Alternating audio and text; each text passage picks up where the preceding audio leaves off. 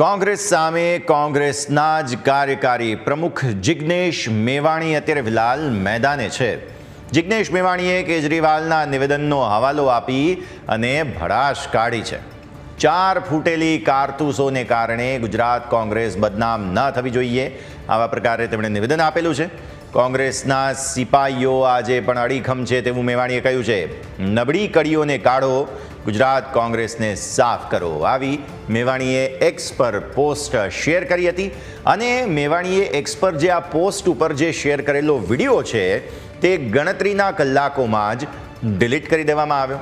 કોંગ્રેસ પર ઉઠાવાયેલા જે સવાલો છે તેને લઈને આ વિડીયો ડિલીટ કરી દેવામાં આવતા અનેક તર્ક વિતર્ક થઈ રહ્યા છે.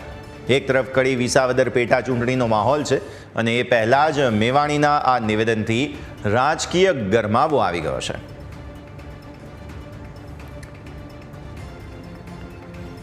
તો એક્સ પર શું પોસ્ટ કરી છે તે જુઓ તમે.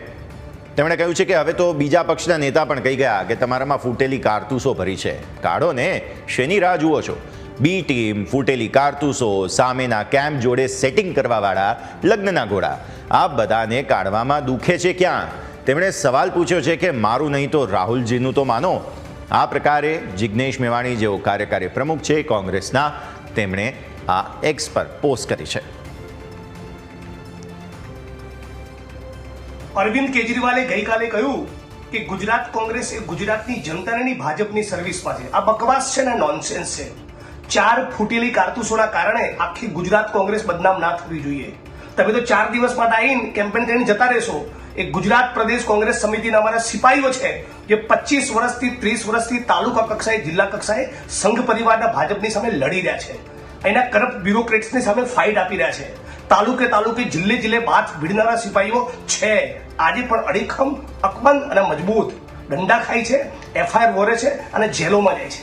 અને જે લોકો પક્ષમાંથી એમને નથી કાઢતા એમને બી કહેવા માંગુ છું કે કાઢીને પાર મેલો ને, એટલે વાત પતે. શેના માટે આપણે આવી બદનામી હોરીએ છીએ? કાઢો ને, પાર્ટીને ક્લીન કરો, બધા સાથે મળીને ગુજરાત બેઠું કરીએ, વિસાવદર બી મજબૂત કરીએ અને કડી બી મજબૂત કરીએ.